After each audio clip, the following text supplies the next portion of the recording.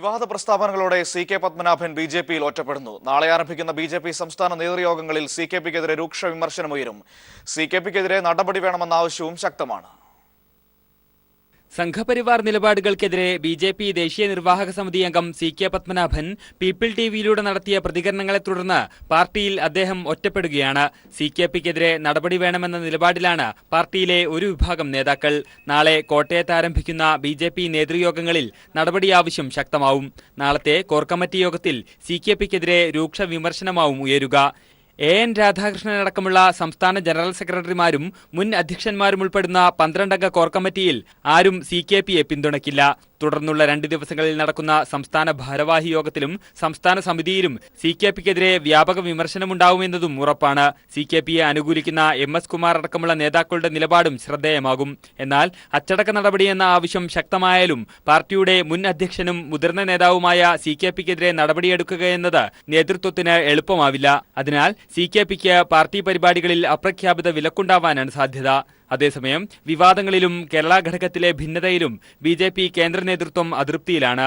പുതിയ പ്രശ്നങ്ങൾ സംബന്ധിച്ച് ദേശീയ അധ്യക്ഷൻ അമിത്ഷാ സംസ്ഥാന അധ്യക്ഷൻ കുമ്മനം രാജശേഖരനോട് റിപ്പോർട്ട് തേടിയേക്കും. ജിതിൻ ചന്ദ്രൻ, തിരുവനന്തപുരം. രാഹുൽ ഗാന്ധിയുമായുള്ള കൂടിക്കാഴ്ചയ്ക്കായി ഉമ്മൻചാണ്ടി ഇന്ന് ദില്ലിയിലെത്തും. നാളെയാണ് രാഹുൽ ഗാന്ധിയുമായുള്ള കൂടിക്കാഴ്ച. ഡി.സി.സി പ്രസിഡന്റുമാരെ നിശ്ചയിച്ചപ്പോൾ എ ഗ്രൂപ്പിനെ അവഗണിച്ചതിലുള്ള അതൃപ്തി ഹൈക്കമാൻഡിനെ അറിയിക്കും. അടിയന്തരമായി സംഘടനാ തെരഞ്ഞെടുപ്പ് നടത്തണമെന്നും ഉമ്മൻചാണ്ടി ആവശ്യപ്പെടും. ഉമ്മൻചാണ്ടി തുടരുന്ന നിഷേധാത്മക നിലപാടിൽ ഹൈക്കമാൻഡിനും അതൃപ്തിയുണ്ട്. കേരളത്തിന്റെ ചുമതലയുള്ള AICC general secretary Mukul Wasnik ഇക്കാര്യം ഉമ്മൻചാണ്ടിയെ അറിയിച്ചിട്ടുണ്ട്. കെ.പി.സി.സി രാഷ്ട്രീയകാര്യ സമിതിയിൽ പങ്കെടുക്കാത്ത ഉമ്മൻചാണ്ടിക്കെതിരെ യോഗത്തിൽ രൂക്ഷ വിമർശനം. ഉമ്മൻചാണ്ടി പാർട്ടി കൊണ്ട് നേട്ടമുണ്ടാക്കിയെന്ന് പി.ജെ. കുര്യൻ യോഗത്തിൽ വിമർശിച്ചു. ഒരാൾക്കു വേണ്ടി യോഗം നീട്ടിവച്ചത് ശരിയായില്ലെന്ന് പി.സി. ചാക്കോ അഭിപ്രായപ്പെട്ടു. അതേസമയം സംഘടനാ തെരഞ്ഞെടുപ്പ് വേണമെന്ന ആവശ്യത്തിൽ ഉറച്ചു നിൽക്കുകയാണെന്ന് ഉമ്മൻചാണ്ടി വ്യക്തമാക്കി. ഹൈക്കമാൻഡുമായി ചർച്ച നടത്തുന്നതിനായി ഉമ്മൻചാണ്ടി ദില്ലിയിലേക്ക് പോകും. ഹൈക്കമാൻഡുമായി അടുപ്പമുള്ള നേതാക്കൾ രാഷ്ട്രീയകാര്യ സമിതിയിൽ ഉമ്മൻചാണ്ടിക്കെതിരെ രൂക്ഷ വിമർശനം ഉന്നയിച്ചു. പാർട്ടിയെ കൊണ്ട് നേട്ടമുണ്ടാക്കിയ ആളാണ് ഉമ്മൻചാണ്ടി. ചെറിയ കാര്യങ്ങളുടെ പേരിൽ യോഗത്തിൽ നിന്ന് വിട്ടുനിന്നത് ശരിയല്ലെന്ന് പി.ജെ. കുര്യൻ തുറന്നടിച്ചു. ഒരാൾക്ക് വേണ്ടി രാഷ്ട്രീയകാര്യ സമിതി നീട്ടിവെക്കുന്നത് അംഗീകരിക്കാനാവില്ലെന്ന് പി.സി. ചാക്കോ വിമർശിച്ചു. ഉമ്മൻചാണ്ടി പങ്കെടുക്കണമായിരുന്നുവെന്ന് മുല്ലപ്പള്ളി രാമചന്ദ്രനും വി.ഡി. സതീശനും അഭിപ്രായപ്പെട്ടു. ഉമ്മൻചാണ്ടിയെ പങ്കെടുപ്പിക്കണമെന്ന് ഹൈക്കമാൻഡ് നിർദ്ദേശം ഉണ്ടായിരുന്നുവെന്ന് ചർച്ചയ്ക്ക് വി.എം. സുധീരൻ മറുപടി നൽകി. അങ്ങനെ പതിയെ കൂടി പങ്കെടുക്കണമായിരുന്നു എന്നുള്ള അഭിപ്രായം പൊതുവെ ഉണ്ട്. എല്ലാവരും ഉമ്മൻചാണ്ടി പങ്കെടുക്കുക എന്നുള്ളത് പൊതുവെ ഒരു അഭിപ്രായമല്ലേ. രാഷ്ട്രീയകാര്യ സമിതി വൈകിയതിന് ഉമ്മൻചാണ്ടിയെ പഴിക്കേണ്ടെന്ന് എ ഗ്രൂപ്പ് നേതാക്കൾ യോഗത്തിൽ പറഞ്ഞു. യോഗം നടക്കട്ടെ എന്നാണ് ഉമ്മൻചാണ്ടി നിലപാടെടുത്തതെന്ന് എം.എം. ഹസനും കെ.സി. ജോസഫും വ്യക്തമാക്കി. അതേസമയം സംഘടനാ തെരഞ്ഞെടുപ്പ് വേണമെന്ന ആവശ്യത്തിൽ ഉറച്ചു നിൽക്കുന്നുവെന്ന് ഫേസ്ബുക്ക് പോസ്റ്റിലൂടെ ഉമ്മൻചാണ്ടിയും വ്യക്തമാക്കി. തിങ്കളാഴ്ച രാഹുൽ ഗാന്ധിയുമായി കൂടിക്കാഴ്ച നടത്തും. രാജ്മോഹൻ ഉണ്ണിത്താന്റെ രാജി ആവശ്യപ്പെടുകയായിരുന്നുവെന്ന് വി.എം. സുധീരനും യോഗത്തിൽ പറഞ്ഞു. News bureau, Thiruvananthapuram. V D. Satheesan എം.എൽ.എയുടെ വിദേശയാത്രകളെക്കുറിച്ച് വിജിലൻസ് അന്വേഷണം തുടങ്ങി. എം.എൽ.എ ആയിരിക്കെ 100ഓളം തവണ സതീശൻ വിദേശയാത്രകൾ നടത്തിയെന്ന കണ്ടെത്തലിനെ തുടർന്നാണ് അന്വേഷണം.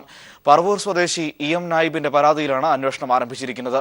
അതേസമയം നിയമസഭാ സെക്രട്ടേറിയറ്റിന്റെ അനുമതിയോടെയോ ചെലവിലോ അല്ല സതീശൻ വിദേശയാത്രകൾ നടത്തിയതെന്ന് രേഖകളിൽ നിന്ന് വ്യക്തമായിട്ടുണ്ട്. 2001 മുതൽ വി.ഡി. സതീശൻ എം.എൽ.എ നടത്തിയ വിദേശയാത്രകളെക്കുറിച്ച് അന്വേഷണം നടത്തണമെന്ന പരാതിയിലാണ് അന്വേഷണം തുടങ്ങിയിരിക്കുന്നത്. 2001 മുതൽ എം.എൽ.എ ആയി തുടരുന്ന സതീശൻ നിയമസഭാ സെക്രട്ടേറിയറ്റിന്റെ അനുമതിയോടെയോ ചെലവിലോ വിദേശയാത്ര നടത്തിയിട്ടില്ലെന്ന് വിവരാവകാശ നിയമപ്രകാരം വിവരം ലഭിച്ചിട്ടുണ്ട്. എങ്കിലും 100ഓളം തവണ സതീശൻ വിദേശയാത്ര നടത്തിയതാണ് വിവാദമായിരിക്കുന്നത്. അഴിമതിപ്പണം പ്രവാസി മലയാളികളുടെ പേരിൽ നടത്തുന്ന ബിസിനസ് സംരംഭങ്ങളിൽ നിക്ഷേപിക്കുന്നതുമായി ബന്ധപ്പെട്ടായിരുന്നു വിദേശയാത്രകളെന്ന് പരാതിയിൽ പറയുന്നു. സംസ്ഥാനത്ത് വിവിധയിടങ്ങളിൽ നെൽവയൽ നികത്തുന്നതിനും റിയൽ എസ്റ്റേറ്റ് ബിസിനസ്സുകളിലും തന്റെ ബിനാമിയായ പ്രാദേശിക കോൺഗ്രസ് പ്രവർത്തകനായ നവാസിനെ ഉപയോഗിച്ച് പണം സമ്പാദിച്ചുവെന്നും പരാതിക്കാരനായ ഇ.എം. നായിബ് വിജിലൻസിന് മൊഴി നൽകിയിട്ടുണ്ട്.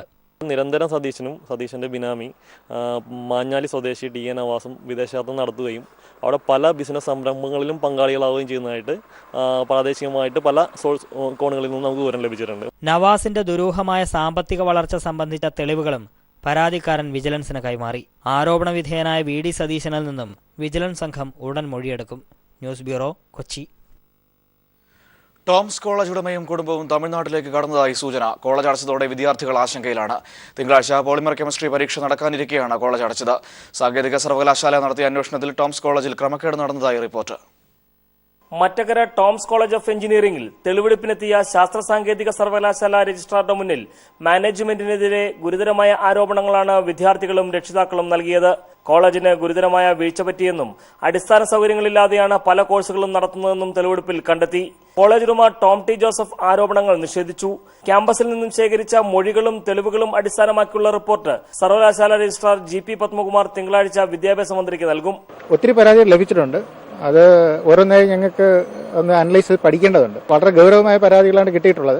തെളിവെടുപ്പിന്റെ പശ്ചാത്തലത്തിൽ കോളേജിനെതിരെ നടപടിയുണ്ടാകുമെന്ന വാർത്ത പരന്നതോടെ ടോമും കുടുംബവും തമിഴ്നാട്ടിലേക്ക് കടന്നതായാണ് സൂചന. കോളേജ് ഹോസ്റ്റൽ അടച്ചുപൂട്ടി വിദ്യാർത്ഥികളോട് ക്യാമ്പസ് വിട്ടുപോകാൻ മാനേജ്മെന്റ് നിർദ്ദേശം നൽകി. ഇതേ തുടർന്ന് തിങ്കളാഴ്ച നടക്കേണ്ട പോളിമർ കെമിസ്ട്രി പരീക്ഷ എഴുതാൻ കഴിയുമോ എന്ന ആശങ്കയിലാണ് രണ്ടാം വർഷ വിദ്യാർത്ഥികൾ. യുവജന കമ്മീഷൻ അധ്യക്ഷ ചിന്ത ജെറോം റിപ്പോർട്ട് ആവശ്യപ്പെട്ടതിനെ തുടർന്ന് പോലീസ് ക്യാമ്പസിലെത്തി വിദ്യാർത്ഥികളുടെയും രക്ഷിതാക്കളുടെയും മൊഴി രേഖപ്പെടുത്തി. TP Prashant, news bureau, Kottayam. Uttar Pradesh നിയമസഭാ തെരഞ്ഞെടുപ്പിൽ ടിക്കറ്റ് ലഭിക്കാനായി BJPയിൽ തമ്മിലടി. സ്ഥാനാർത്ഥി പട്ടികയിൽ ഉൾപ്പെടുത്തണമെന്ന അഭ്യർത്ഥനയുമായി 10,000-ലധികം അപേക്ഷകളാണ് ദേശീയ നേതൃത്വത്തിന് ലഭിച്ചത്. ആദ്യഘട്ട സ്ഥാനാർത്ഥി പട്ടികയ്ക്ക് ഇന്ന് ദില്ലിയിൽ ചേരുന്ന BJP കേന്ദ്ര തെരഞ്ഞെടുപ്പ് സമിതി അംഗീകാരം നൽകും. അതേസമയം പഞ്ചാബ് മുഖ്യമന്ത്രി പ്രകാശ് സിംഗ് ബാദലിനെതിരെ തെരഞ്ഞെടുപ്പിൽ മത്സരിക്കാൻ അനുവദിക്കണമെന്നാവശ്യപ്പെട്ട് കോൺഗ്രസ് സംസ്ഥാന അധ്യക്ഷൻ അമരീന്ദർ സിംഗ് ഹൈക്കമാൻഡിനെ സമീപിച്ചു. ഉത്തർപ്രദേശ് നിയമസഭാ തെരഞ്ഞെടുപ്പിന്റെ ആദ്യഘട്ട വോട്ടെടുപ്പിനായുള്ള നാമനിർദ്ദേശ പത്രികാ സമർപ്പണം ചൊവ്വാഴ്ച ആരംഭിക്കാനിരിക്കെയാണ് BJP കേന്ദ്ര തെരഞ്ഞെടുപ്പ് സമിതി ദില്ലിയിൽ യോഗം ചേരുന്നത്. സ്ഥാനാർത്ഥിത്വം നേടിയെടുക്കാനായി സംസ്ഥാനത്ത് നിന്നുള്ള നേതാക്കൾ മത്സരിക്കുന്നതാണ് BJP നേതൃത്വത്തിന് തലവേദനയാകുന്നത്. 403 നിയമസഭാ മണ്ഡലങ്ങളിലേക്ക് 10,000-ലധികം അപേക്ഷകൾ ഇതുവരെ ദേശീയ നേതൃത്വത്തിന് ലഭിച്ചു കഴിഞ്ഞു. ദേശീയ അധ്യക്ഷൻ അമിത്ഷാ, പ്രധാനമന്ത്രി നരേന്ദ്രമോദി എന്നിവർ പങ്കെടുക്കുന്ന കേന്ദ്ര തെരഞ്ഞെടുപ്പ് സമിതി ആദ്യഘട്ട പട്ടികയ്ക്ക് അംഗീകാരം നൽകും. ഉത്തരാഖണ്ഡിലേക്കുള്ള സ്ഥാനാർത്ഥി പട്ടികയും തിരഞ്ഞെടുപ്പ് സമിതിയുടെ പരിഗണനയ്ക്ക് വരും. അതേസമയം പഞ്ചാബിലേക്കുള്ള നാമനിർദ്ദേശ പത്രികാ സമർപ്പണം തുടരവേ പുതിയ ആവശ്യവുമായി കോൺഗ്രസ് സംസ്ഥാന അധ്യക്ഷൻ അമരീന്ദർ സിംഗ് ഹൈക്കമാൻഡിനെ സമീപിച്ചു. ശിരോമണി അകാലിദൾ നേതാവും മുഖ്യമന്ത്രിയുമായ പ്രകാശ് സിംഗ് ബാദലിനെതിരെ ലാംബി നിയമസഭാ മണ്ഡലത്തിൽ മത്സരിക്കാൻ അനുവദിക്കണമെന്നാണ് ആവശ്യം. കോൺഗ്രസ് പ്രഖ്യാപിച്ച സ്ഥാനാർത്ഥി പട്ടികയിൽ പാട്യാല അർബൻ മണ്ഡലമാണ് അമരീന്ദറിന് നൽകിയിരിക്കുന്നത്. സംസ്ഥാനത്തെ തകർച്ചയിലേക്ക് നയിച്ച മുഖ്യമന്ത്രിയെ തോൽപ്പിക്കണമെന്നതാണ് തന്റെ ലക്ഷ്യമെന്നാണ് അമരീന്ദർ ഹൈക്കമാൻഡിനെ അറിയിച്ചിരിക്കുന്നത്. ഹൈക്കമാൻഡിന്റെ മറുപടി ലഭിച്ചാൽ ബുധനാഴ്ച ലാംബിയിൽ നിന്നും നാമനിർദ്ദേശ പത്രിക സമർപ്പിക്കുമെന്നും അമരീന്ദർ സിംഗ് പറഞ്ഞു. News bureau, Delhi. സാങ്കേതിക സർവകലാശാലയുടെ ക്യാമ്പസിനായി വെളപ്പിൽശാലയിലെ സ്ഥലം വേണ്ടെന്ന വൈസ് ചാൻസലർ കുഞ്ചിറയ്യയുടെ നിലപാടിനെതിരെ അംഗങ്ങൾ. ഗവേണിംഗ് ബോഡി യോഗത്തിൽ അംഗങ്ങൾ VCയെ എതിർപ്പ് അറിയിച്ചു. സർവകലാശാലയിൽ അനധ്യാപക നിയമനം നടക്കാത്തതിലും VCക്കെതിരെ പ്രതിഷേധം ശക്തിപ്പെടുകയാണ്. വിളപ്പിൽശാല മാലിന്യ സംസ്കരണ പ്ലാന്റിന്റെ സ്ഥലമാണ് സർക്കാർ APJ അബ്ദുൽ കലാം സാങ്കേതിക സർവകലാശാല ആസ്ഥാനത്തിനായി കണ്ടെത്തിയത്. എന്നാൽ ആ സ്ഥലം സർവകലാശാല ക്യാമ്പസിന് വേണ്ട എന്നതാണ് നിലവിൽ വൈസ് ചാൻസലർ ഡോക്ടർ കുഞ്ചിറിയ P. ഐസക്കിന്റെ നിലപാട്. കഴിഞ്ഞ ദിവസം ചേർന്ന ബോർഡ് ഓഫ് ഗവേണൻസ് യോഗത്തിലാണ് VC പുതിയ നിലപാടെടുത്തത്. എന്നാൽ VCയുടെ നിലപാടിനെ യോഗത്തിൽ മറ്റംഗങ്ങൾ വിമർശിച്ചു. എക്സിക്യൂട്ടീവ് കൌൺസിൽ അംഗവും ബോർഡ് ഓഫ് ഗവേണൻസ് അംഗവുമായ ഡോക്ടർ G. രാധാകൃഷ്ണൻ. അത് യൂണിവേഴ്സിറ്റി എസ്റ്റാബ്ലിഷ് ചെയ്തപ്പോൾ 2 വർഷമാകും. ഇതുവരെയായിട്ടും നമുക്കൊരു ക്യാമ്പസ് ആയിട്ടില്ല. വെളപ്പിൽശാലയിലുള്ള പഴയ വേസ്റ്റ് ഡിസ്പോസൽ ഏരിയ ഗവേണിംഗ് ബോഡിയിൽ പൊതുവെ അതിനൊരു എതിർപ്പൊന്നും ഇല്ല എന്നാണ്. പക്ഷേ വൈസ് ചാൻസലർ പറയുന്നത് അത് വളരെ ഒരു അഗാധ ഗർത്തമാണ്. ആര് ചോദിച്ചാലും I will not implement it. അതായിരുന്നു അടുത്ത പ്രശ്നം. അത് മാറേണ്ടിയിരിക്കും. എന്നാൽ ക്യാമ്പസിനായി മറ്റേതെങ്കിലും സ്ഥലം അനുവദിക്കണമെന്നാവശ്യപ്പെട്ട് സർക്കാരിന് കത്തയക്കാനാണ് നിലവിൽ VCയുടെ തീരുമാനം. സർവകലാശാലയിലെ അനധ്യാപക തസ്തികകളിലേക്ക് PSC മുഖാന്തരം നിയമനം നടത്താത്തതിനെയും അംഗങ്ങൾ യോഗത്തിൽ എതിർത്തു. ഈ നിയമനങ്ങൾ നടക്കാത്തത് കാരണം സർവകലാശാലയുടെ പ്രവർത്തനം തന്നെ താറുമാറായതായാണ് അംഗങ്ങൾ പറയുന്നത്. VCയുടെ ഇത് ഏകപക്ഷീയമായ നിലപാടുകളാണെന്നും ഇവർ വിമർശിക്കുന്നു. News bureau, Thiruvananthapuram. കശുവണ്ടി ഫാക്ടറികൾ അടച്ചിട്ട് തൊഴിലാളികളെ ദ്രോഹിക്കുന്ന നടപടി മുതലാളിമാർ തിരുത്തണമെന്ന് CPIM സംസ്ഥാന സെക്രട്ടറി കോടിയേരി ബാലകൃഷ്ണൻ ആവശ്യപ്പെട്ടു. ഇടതുപക്ഷ സർക്കാരും CPIM-ഉം കശുവണ്ടി തൊഴിലാളികളെ സംരക്ഷിക്കാൻ ബാധ്യസ്ഥരാണെന്നും അദ്ദേഹം പറഞ്ഞു. കൊല്ലത്തെ സമരകേന്ദ്രങ്ങൾ കോടിയേരി സന്ദർശിച്ചു. കാഷ്യൂ വർക്കേഴ്സ് CITUവിന്റെ നേതൃത്വത്തിൽ വിവിധ കശുവണ്ടി ഫാക്ടറികൾക്ക് മുൻപിൽ കഴിഞ്ഞ 1 മാസമായി തുടരുന്ന നിരാഹാര സമരത്തിന് കോടിയേരി ബാലകൃഷ്ണൻ അഭിവാദ്യമർപ്പിച്ചു. കശുവണ്ടി തൊഴിലാളികൾക്ക് വേണ്ടി നിരാഹാരമനുഷ്ഠിക്കുന്ന CPIM DYFI നേതാക്കളെ കോടിയേരി ബാലകൃഷ്ണൻ അഭിനന്ദിച്ചു. സമരാവേശം ഉയർത്തിപ്പിടിച്ച് വിജയം കാണും വരെ കൂടുതൽ ശക്തമാക്കണമെന്നും അദ്ദേഹം ആഹ്വാനം ചെയ്തു. ഈ കാര്യത്തിൽ തൊഴിലാളികൾ നടത്തിവരുന്ന പോരാട്ടത്തിന് CPM-ന്റെ എല്ലാവിധ പിന്തുണയും ഉണ്ടായിരുന്നു. ഈ സമരം വിജയിപ്പിക്കാൻ സാധ്യമാകുന്ന കാര്യങ്ങളെല്ലാം ഗവൺമെൻറ് ചെയ്യും. ഈ പ്രശ്നത്തിൽ ഇടപെടും. ഇപ്പോൾ തന്നെ ഓരോരുത്തരുമായി ചർച്ച ചെയ്തുകൊണ്ടിരിക്കുന്നുണ്ട്.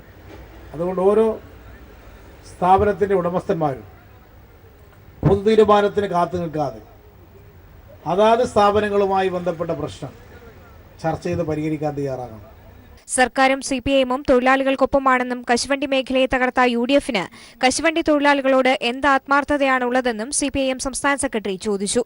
ന്യൂസ് ബ്യൂറോ, കൊല്ലം.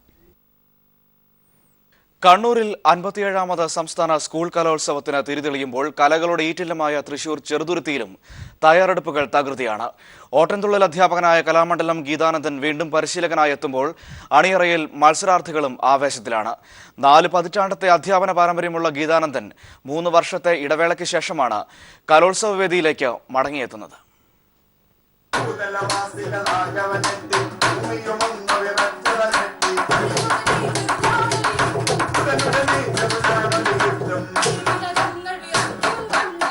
കലോത്സവ വേദികളിൽ 39 വർഷം ശിഷ്യന്മാരെ എത്തിക്കാൻ ഭാഗ്യം ലഭിച്ച കലാകാരനാണ് കലാമണ്ഡലം തുള്ളൽ വിഭാഗം മേധാവിയായ ഗീതാനന്ദൻ. 15ാം വയസ്സിൽ തന്നേക്കാൾ മുതിർന്നവരെ ഓട്ടംതുള്ളൽ അഭ്യസിപ്പിച്ച വേദിയിലെത്തിച്ച ഗീതാനന്ദന്റെ 80ലധികം ശിഷ്യന്മാരാണ് കലോത്സവ വേദികളിൽ ഇതുവരെ മാറ്റുരച്ചത്.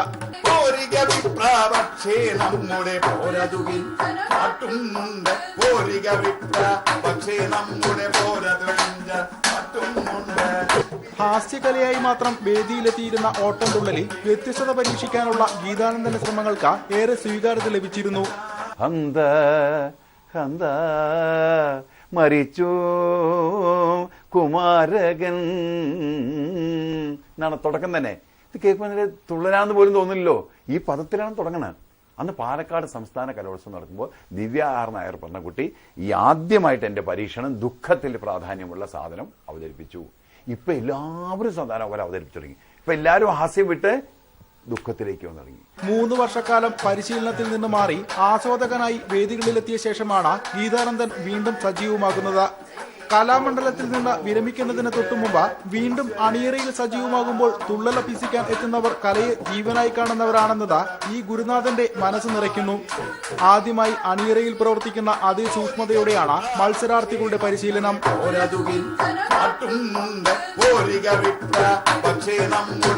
ഗീതാനന്ദന്റെ 3 ശിഷ്യരാണ് ഇക്കുറി ഓട്ടംതുള്ളലിൽ അരങ്ങിലെത്തുന്നത്.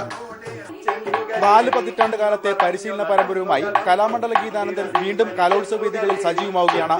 ക്യാമറമാൻ പി സലീമിനൊപ്പം CG ദിൽജിത്ത്.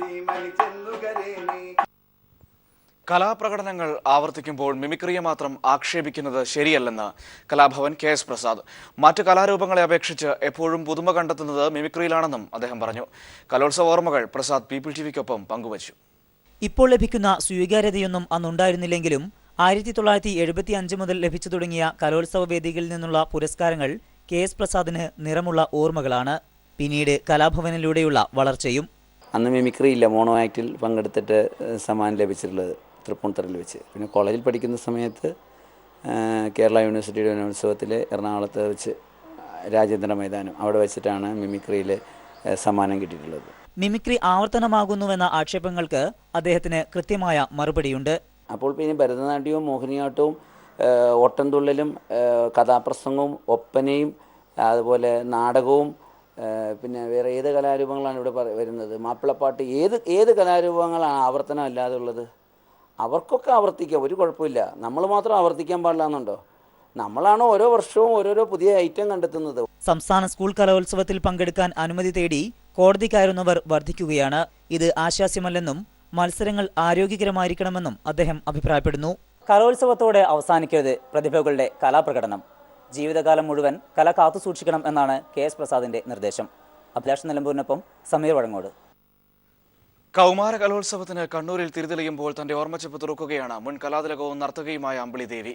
കലോത്സവ വേദികളിലെ വിധി നിർണയത്തെ ചൊല്ലിയുള്ള തർക്കങ്ങൾ ഒഴിവാക്കാൻ കഴിയണമെന്ന് അമ്പിളി ദേവി പറഞ്ഞു. യഥാർത്ഥ പ്രതിഭകളെ കണ്ടെത്താനാവണം വിധികർത്താക്കൾ ശ്രമിക്കേണ്ടതെന്നും അമ്പിളി ദേവി ചൂണ്ടിക്കാട്ടി.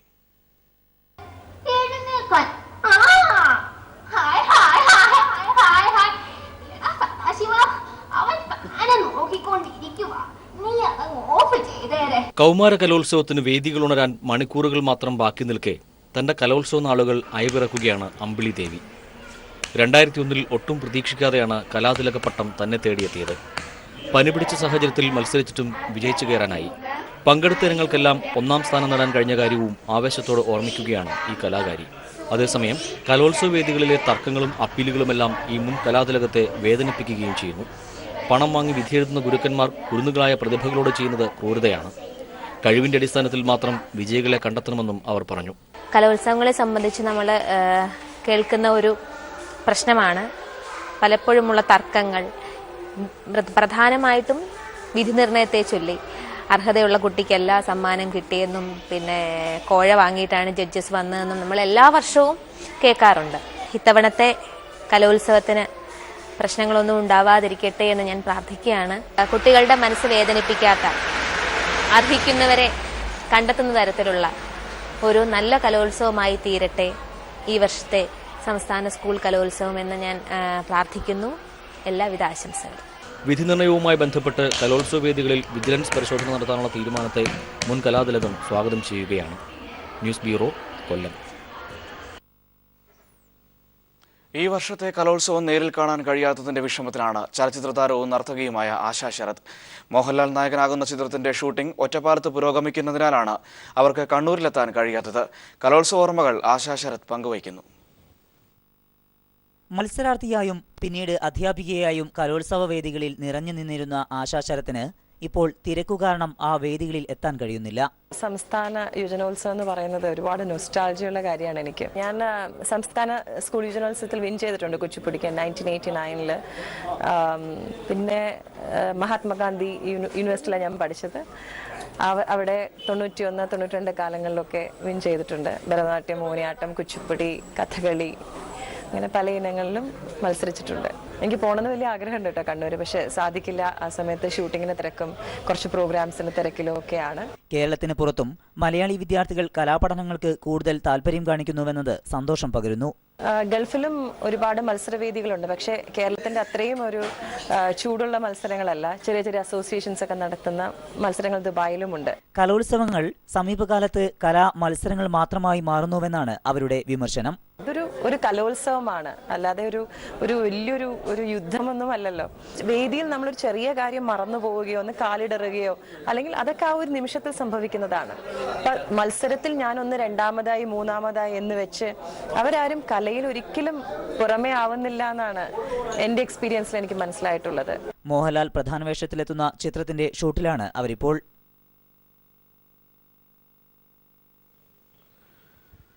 ഓപ്പനപ്പാട്ടിന്റെ ഇണം മലബാറിൽ നിന്നും തിരുവിതാംകൂറിലേക്ക് പറിച്ചു നട്ടതിൽ പ്രധാനിയാണ് ജിഹാസ് എന്ന തൃശ്ശൂരുകാരൻ. ഓരോ വർഷവും നിരവധി കുട്ടികളെയാണ് ജിഹാസ് കലോത്സവ വേദിക്ക് പരിചയപ്പെടുത്തുന്നത്. മലബാറിന്റെ ഒപ്പന സങ്കല്പത്തിന് കലോത്സവത്തിന്റെ നിറപ്പകിട്ടിലേക്ക് കലാഭംഗി ചോരാതെ ജിഹാസ് കൈത്താങ്ങാകുന്നു. അനുമതി തരണേ സുഹൃതമതാലേ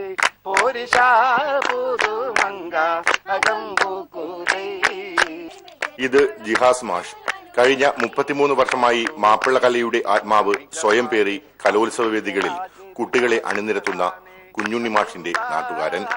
ഒപ്പന എന്ന കലാരൂപത്തെ ജനകീയമാക്കിയതിൽ ജിഹാസിന്റെ പങ്കും ചെറുതല്ല. ഒരേ സമയം 10ഓളം ടീമുകളെ കലോത്സവ വേദികളിൽ ജിഹാസ് എത്തിച്ചിട്ടുണ്ട്. ഇത്തവണയുമുണ്ട് കണ്ണൂരിൽ 7 ടീമുകൾ. നവ്യ നായർ, അമ്പിളി ദേവി, ചാർമിള തുടങ്ങി ഒരു പിടി ശിഷ്യഗണമുണ്ട് ജിഹാസിന് അഭിമാനത്തോടെ പറയാൻ. ഒപ്പനയെന്നാൽ കേവലം ചുവടുവെപ്പ് മാത്രമല്ലെന്നും ജിഹാസ് പറയുന്നു. പഴയ കാലങ്ങളിൽ ഒപ്പന അവതരിപ്പിച്ചിരുന്നത് മലബാർ ഭാഗങ്ങളിലൊക്കെ വിവാഹ തലേന്ന് പുതുമണവാട്ടിയെ വഴിനീളം പാടി കൊണ്ടുവന്ന് കോഴിമാർ കൈകുട്ടി വഴിനീളം പാടി കൊണ്ടുവന്ന് മണവാട്ടിയെ ഇരുത്തി അതിന് ചുറ്റും നിന്നും ഇരുന്നും ചെരിഞ്ഞും ചാഞ്ഞും കൈകുട്ടി ഈ മണവാട്ടിയെ പുകഴ്ത്തിക്കൊണ്ടുള്ള പാട്ടുകളും അതുപോലെ തന്നെ ചരിത്രം ഉൾപ്പെടുത്തിക്കൊണ്ടുള്ള പാട്ടുകളും മൈലാഞ്ചി പാട്ടുകളും വെത്തിലെ പാട്ടുകൾ അങ്ങനെ നിരവധി പാട്ടുകളായിട്ടാണ് ഒപ്പന അവതരിപ്പിച്ചിരുന്നത്. മുസ്ലിം തറവാട് വീടുകളിൽ നിന്നും കലോത്സവ വേദിയിലേക്കുള്ള ഒപ്പനയുടെ ചുവടുമാറ്റം തിരിച്ചറിഞ്ഞു തന്നെയാണ് ജിഹാസിന്റെ അഭ്യാസമുറകളും. തന്റെ കുട്ടികൾ ജയിക്കുമ്പോൾ അമിതമായി ജിഹാസ് ആഹ്ലാദിക്കാറില്ല. പരാജയമറിഞ്ഞതും തന്റെ കുട്ടികൾ തന്നെയെന്ന തിരിച്ചറിവും ഈ ഗുരുനാഥനുണ്ട്. കണ്ണൂരിന്റെ മണ്ണിൽ ഒപ്പനത്താളം മുറുകുമ്പോൾ തിരശീലയ്ക്ക് പിന്നിൽ ജാഗ്രതയോടെ ജിഹാസും ഉണ്ടാകും. ക്യാമറമാൻ ദിലീപ് ഗോപിക്കൊപ്പം ലെസ്ലി ജോൺ, ഇടുക്കി.